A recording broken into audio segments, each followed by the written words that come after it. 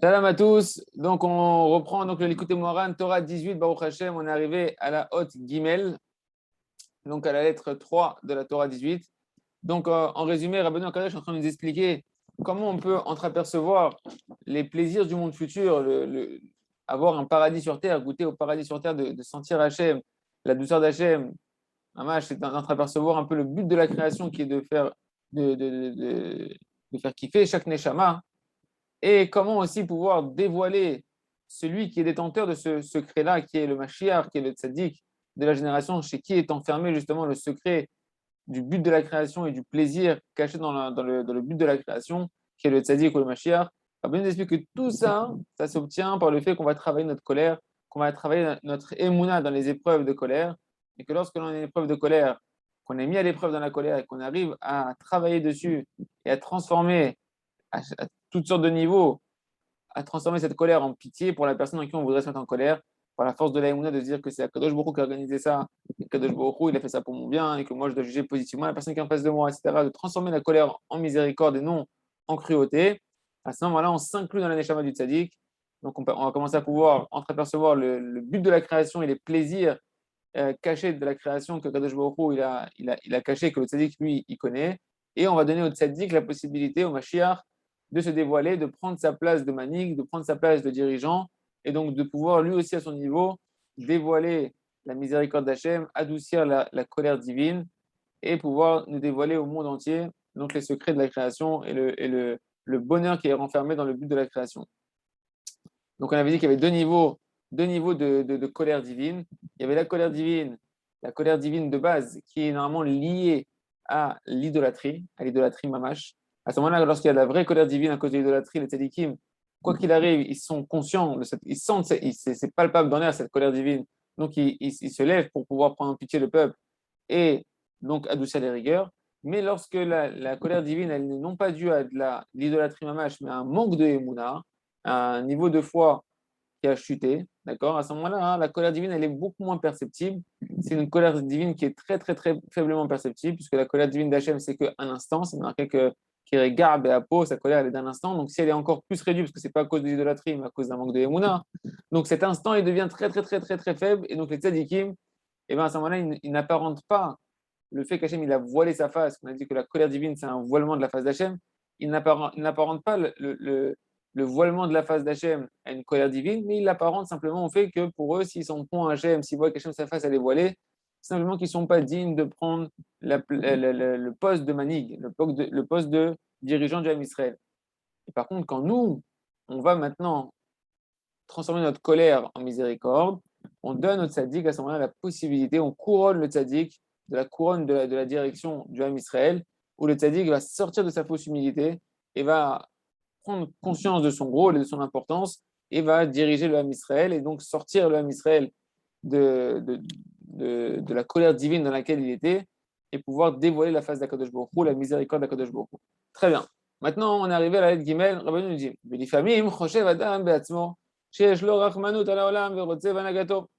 des fois, un homme, il pense que lui-même, d'accord, il a de la pitié en lui.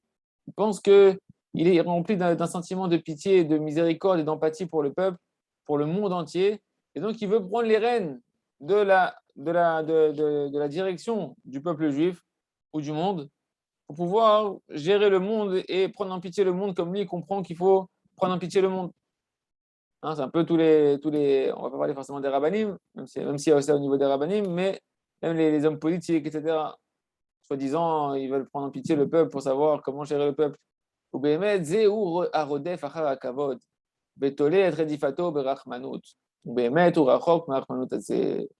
réalité, il n'est pas en train de chercher à prendre en pitié le peuple ni le monde. En réalité, il court d'après la recherche des honneurs qui va avec la couronne de la direction.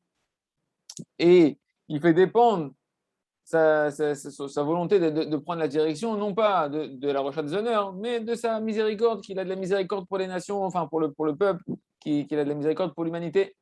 Mais tu me diras, mais en réalité, il est très loin de la vraie miséricorde, de la vraie pitié qu'il faut avoir pour les créatures d'Hachem. D'accord? Donc maintenant, comment un homme il va savoir si jamais, quand il a envie il sent qu'il a une possibilité de prendre un peu plus de place dans la direction, dans sa dimension de royauté, elle peut grandir en lui. Comment il va savoir si ça provient maintenant d'un sentiment de kavod ou bien que c'est vraiment un sentiment de miséricorde et de pitié qu'il a pour les créatures? Alors on dira, ben non. Ki kol zman she'en la'adam emuna b'shlemut, she'en shlemut acharav, vadaï en lo lekabel hamenucha v'hanaga. L'indicateur de savoir si tu es digne ou pas de pouvoir prendre les rênes de la royauté, c'est lorsqu'une personne y voit, est-ce qu'il a sa émouna qui est parfaite, sa foi qui est parfaite, ou si sa foi n'est pas parfaite. Parce que tant qu'un homme, il voit, il nous dit Rabbeinu, tant qu'un homme n'a pas une foi parfaite, qu'il n'y a pas d'autre perfection que ça, je ne sais pas si on entend bien ce qu'il dit Rabbeinu Kadosh, il n'y a pas de plus grande perfection, la seule perfection qui existe sur Terre, c'est d'avoir une émouna parfaite. La perfection, le summum de ce qu'on doit viser, c'est d'avoir une émouna shlema. La émouna beshlemut, en shlemut acharab, nous dit Rabbeinu. Il n'y a pas de plus grande perfection. Et ça ne demande pas d'être forcément parfait dans tous les domaines, ça demande de travailler sa émouna dans sa perfection. Shen shlemut acharab, bien évidemment, celui qui aura une émouna shlema au final, il pourra parfaire tous les problèmes. Mais vadaï en lo lekabel hamlucha v'hanaga, celui qui n'a pas une émouna parfaite, il ne peut pas recevoir la royauté et la direction du peuple. D'accord? Donc avant qu'un homme il va maintenant chercher à prendre la direction, avant de vouloir maintenant être un dirigeant, eh ben, il faut avant tout travailler sa émouna. Vérifier à l'intérieur de soi combien sa émouna est shlema ou si elle n'est pas shlema. Que peut-être qu'il y a des fois où en réalité, eh ben, il va se rendre compte qu'il trébuche au niveau de sa émouna, et donc c'est un signe qu'il n'est pas digne de pouvoir prendre la direction du Ham Israël, la direction en général. ואפילו מי שמאמין באיזה דבר שהוא מדחה אמורים, אף על פי שהוא מאמין בהשם יתברך, בוודאי אין לו לקבל המנהיגות, כי המנהיגות עיקרה בבחינת רחמים, ועיקר הרחמים בהסרת העקום, אפילו שמצקום, ואפילו כשהוא אומר צבי הפסיקו וכו'. De quoi on parle? Donc Rabbeinu dit, même celui, il croit en Kadosh Baruch Hu, mais il croit aussi dans d'autres notions qui sont plus de la superstition, comme les chemins des Émoris. Les Émoris, c'est un des peuples qui était en Eretz Israël, un des nations qui étaient avant que le Ham Israël rentre en Eretz Canaan, en Eretz Israël. Et les Émoris, ils avaient toutes sortes de fausses croyances, de superstitions. Donc même si une personne, elle croit à Kadosh Baruch Hu, et elle croit que tout est pour le bien, etc., mais que des fois, elle a un peu de superstition, elle a un petit peu de l'astrologie, un petit peu toutes sortes de signes qui vont lui dicter sa vie parce qu'elle croit dans ces signes-là, alors c'est qu'il n'a pas une émouna qui est parfaite. Bien, il nous dit Rabbeinu, bien qu'il peut avoir une foi en Kadosh Baruch Hu, mais c'est sûr qu'il ne peut pas recevoir la direction du Ham Israël, le fait d'être dirigeant. Pourquoi? Parce que la direction, la manigout, l'essentiel de la capacité de diriger correctement des créatures d'Hachem, ça doit provenir, la qualité essentielle qu'il faut avoir, c'est la miséricorde. Kadosh Baruch Hu, il a créé ce monde pour dévoiler sa miséricorde. Hachem, c'est le dirigeant du monde.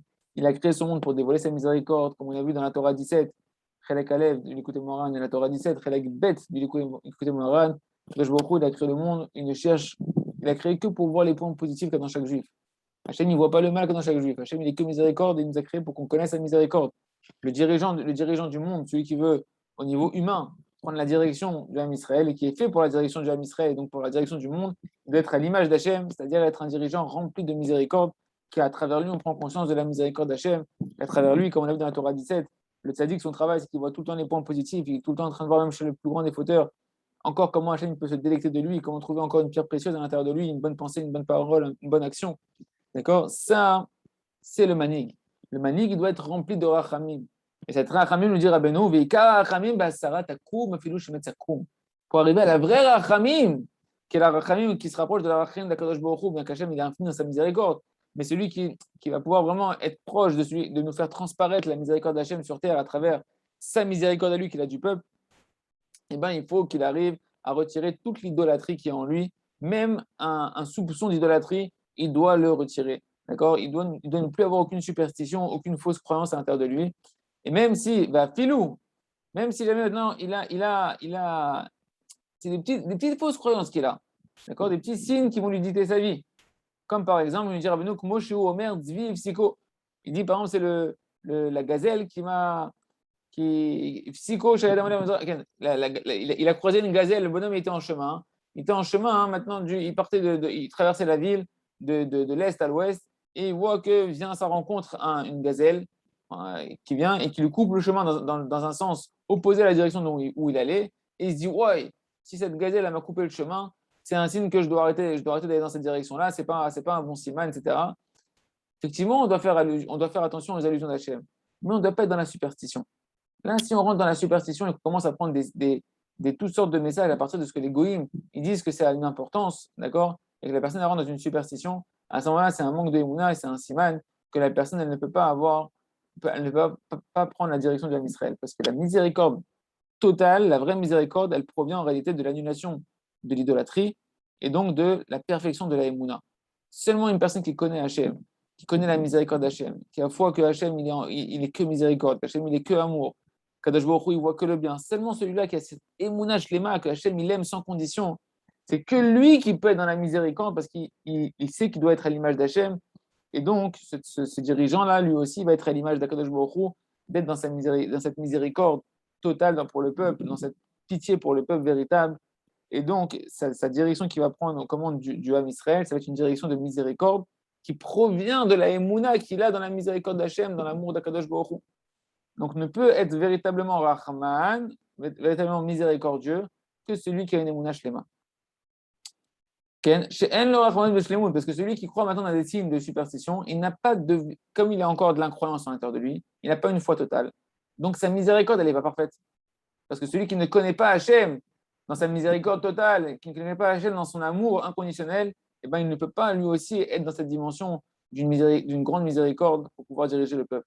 C'est pourquoi il ne lui revient pas de recevoir la direction du Ham Israël. ואפילו מי שיש לו אמונה גדולה, עד שיפשפש את עצמו, שלא יישאר אצלו שום אמונה שאין צריך להאמין, כגון דרכי מורי הנ"ל, ושתמים עם השם אלוקיו, אז הרחמנות באמת ולא ראוי להנהיג. Il dit Rabbeinu,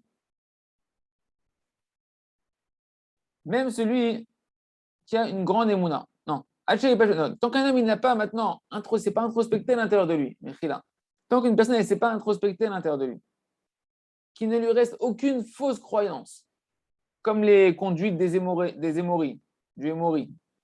C'est-à-dire qu'il voit qu'il est à l'intérieur de lui, jusqu'à qu'il arrive à voir à l'intérieur de lui qu'il est complètement intègre avec Hachem, qu'il est que avec Hachem. Alors c'est que lui qui à ce moment-là, il peut vraiment dire sur lui-même que sa rachmanout, que sa pitié, elle est sincère, que la pitié qu'il a pour le peuple, elle est sincère. Et lui, ça lui revient de dire à Beno de prendre la direction du Ham Israël. D'accord? Donc on peut avoir une grande croyance avec la superstition, ce n'est pas encore le moment de prendre la direction. Celui qui a une émouna totale, sans superstition, c'est lui qui peut devenir le dirigeant du Ham Israël. Aval, Mishen, le émouna bishlemut, notre Rabbeinu continue de nous expliquer, d'approfondir, en disant, mais celui qui n'a pas une foi totale, benidmeno, benidme sheyesh lo rachmanut ala olam, verotel neget haolam, mais que maintenant il pense qu'il a de la pitié pour les peuples. Et il veut, à cause de ça, diriger le monde. Zebechinat, donc c'est la dimension de ce qui est marqué dans la Gemara Sota, page 49 à Moudbet, va malchut teafer leminut. Et la royauté, elle va être transformée en hérésie. La royauté d'Akadosh Baruch Hu, la royauté qui va prendre cette personne-là, elle va se transformer comme une sorte d'hérésie. On est en reniement d'Akadosh Baruch Hu. Donc, c'est-à-dire quoi? C'est-à-dire que Chaz de Shalom, si lui, qui est le dirigeant, qui est le roi ou le dirigeant de Ham Israël, lui-même, il n'est pas totalement dans la Emouna. Donc la royauté qu'il incarne d'Akadosh Baruch Hu, elle va être imbibée de fausses croyances, d'hérésie. Et donc le peuple qui est en dessous, lui aussi va être imprégné d'une fausse croyance. Et donc le peuple ne peut pas être dans la Emouna Shlema, parce que la Emouna, nous dit Rabbeinu Akadosh dans la Torah 8 du côté Moran Tinana, dépend la Emouna, elle dépend du rapprochement du tzaddik, du manig amiti, du dirigeant véritable. Si on s'approche d'un dirigeant véritable, le signe, c'est que notre émouna se parfait, notre humilité, elle grandit, notre émouna se parfait, notre capacité à prier, elle se dévoile de plus en plus, on se met de plus en plus à prier. Donc ça dépend, pourquoi? Parce que le manig amiti lui-même, il est rempli d'émouna shlema. Il est le symbole de la émouna shlema de la génération. À ce moment-là, ceux qui sont en dessous de lui, qui se rapprochent de lui, ils vont recevoir eux aussi une émouna shlema. Si par contre le manig, c'est pas un bon manig, c'est pas un manig qui a une émouna shlema, il a une émouna en Kadosh Baruch Hu, mais sa émouna, elle est biaisée par d'autres fausses croyances, elle est altérée, alors à ce moment-là, eh ben, l'impact qu'il aura sur ceux qui sont sous sa royauté, sur ceux qui vont se rapprocher de lui, eh ben, eux aussi, leur émouna, elle va être biaisée et il y aura de l'hérésie à l'intérieur d'eux. Kim Ataminout Pogem Bamalchut. Il dit parce que même un peu d'hérésie, eh ben, ça va endommager la royauté, la qualité de la royauté du dirigeant et donc la transparence de la royauté d'Hachem. On met après les minutes. Donc ça endommage, l'incroyance va endommager la royauté dans la dimension de la royauté qu'on appelle en fait la direction. La royauté, c'est la direction. Et donc elle va transformer la direction et donc la royauté d'Hachem qui est incarnée par cette direction en hérésie. D'accord? Et donc tous ceux qui sont en dessous de ce roi-là ou de ce dirigeant-là, eux aussi vont tomber dans l'hérésie. De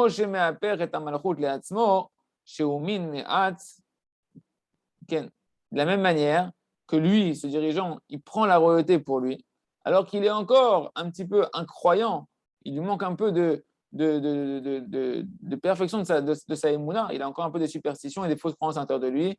De la même manière, la royauté d'Akadosh Baruch Hu, et donc ceux qui vont recevoir cette royauté d'Akadosh Baruch Hu à travers lui, eh ben, elle aussi, elle va se transformer au lieu d'être une royauté de la Gdusha, ça va être remplie de émouna, shlema, eh ben, ça va être une royauté d'Hachem qui va être vécue avec de l'hérésie. Et c'est ce qu'on a aujourd'hui, c'est-à-dire qu'on a, même dans l'âme Israël, chacun d'entre nous, on n'a pas une émouna shlema, on n'a pas une émouna qui est parfaite, on a une émouna qui est imbibée de fausses croyances, on a peur d'Hachem d'une mauvaise manière, on pense de mauvaises pensées sur Kadosh Baruch Hu, on n'est pas Bessimchat Tamid, etc. Pourquoi? Parce qu'il n'y a pas, on ne connaît pas le véritable dirigeant. Le véritable dirigeant de l'âme Israël qu'on attend, le Mashiach Tzidkenu, c'est toujours pas révélé. Et donc, chacun à son niveau, on a une royauté qui est sur nous, qui est une royauté qui est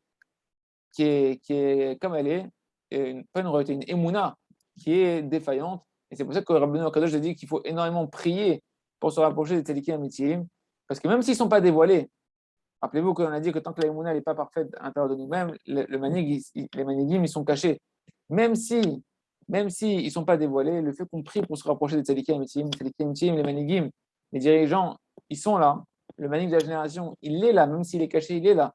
Et nous, on a une capacité, nous dire à nous, de prier pour se rapprocher de ce dirigeant-là. Et plus on va prier, on va dire, et on va espérer se rapprocher du véritable dirigeant, même s'il n'est pas encore en fonction dévoilée devant tout le monde, et bien plus ça va parfaire à l'intérieur de nous notre émouna, plus ça va nous donner la capacité de pouvoir parfaire notre émouna à l'intérieur de nous-mêmes, et donc de donner aussi la possibilité au manig de se révéler. Parce que quand on travaille notre émouna, on a dit, ça va nous permettre de casser notre colère et de contrôler notre colère. Donc, ça va permettre au manig de se révéler. Bet Hashem, on continuera, il Hashem demain, la haute d'Alet, Chazak, Venit Chazek.